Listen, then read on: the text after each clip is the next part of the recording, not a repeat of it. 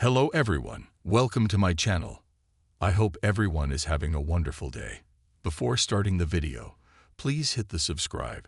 Now this start video. Chicago Fire Season 13, Episode 16 continued. Grief, Growth, and New Beginnings.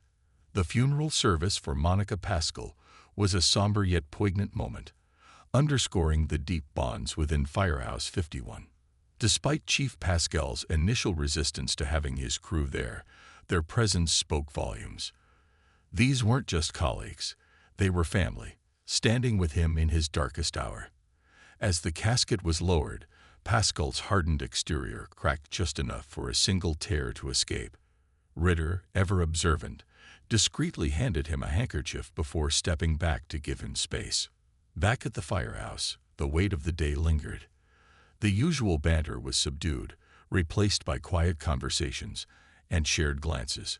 Violet, still grappling with Carver's absence, crumpled up yet another failed attempt at a letter. Her frustration was palpable. Gallo, noticing her distress, slid into the seat beside her. "You know, sometimes it's better to just say it out loud first," he suggested gently. Violet sighed. "What if he doesn't want to hear from me at all?" "Then at least you tried," Gallo replied. But Carver's not the type to shut people out forever. Their moment was interrupted by the blare of the alarm, a 3-alarm fire at a downtown high-rise. The crew snapped into action, the familiar rhythm of the job providing a temporary reprieve from their grief. The fire that tested them all. The high-rise fire was one of the most intense calls they'd faced in weeks. Flames licked through upper-floor windows, and civilians were still trapped inside.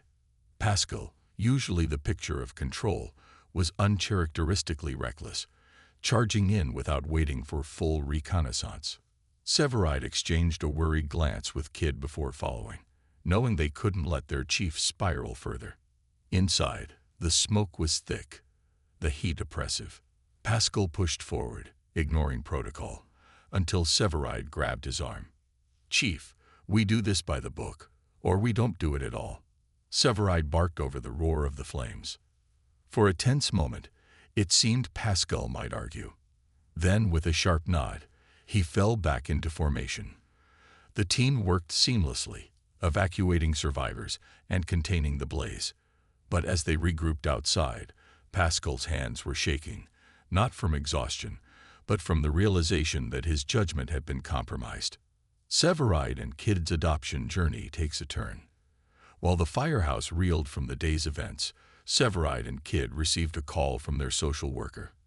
A potential match had been found, a 6-year-old boy named Noah, whose parents had died in a house fire. The news was bittersweet, given the recent tragedy surrounding Pascal, but it also felt like a sign. "Do you think we're ready?" Kidd asked later that night, curled up on their couch. Severide exhaled slowly. "I don't know, but I think we have to try." Their quiet determination mirrored the resilience of Firehouse 51, facing loss but refusing to let it extinguish hope. Damon and Novak. A spark ignites. Meanwhile, Damon's return to the floater pool had been short-lived. With Carver still in treatment, Severide convinced Pascal to give him a shot at 51. The chief, though reluctant, agreed, perhaps recognizing that Damon, like him, was trying to rebuild. Novak, for her part, was cautiously optimistic about their budding relationship. Their kiss before his shift had left her smiling, but she wasn't one to rush into things. When Damon showed up at her door that evening, still in his uniform, she arched a brow. "You know, most guys bring flowers on a second date," she teased.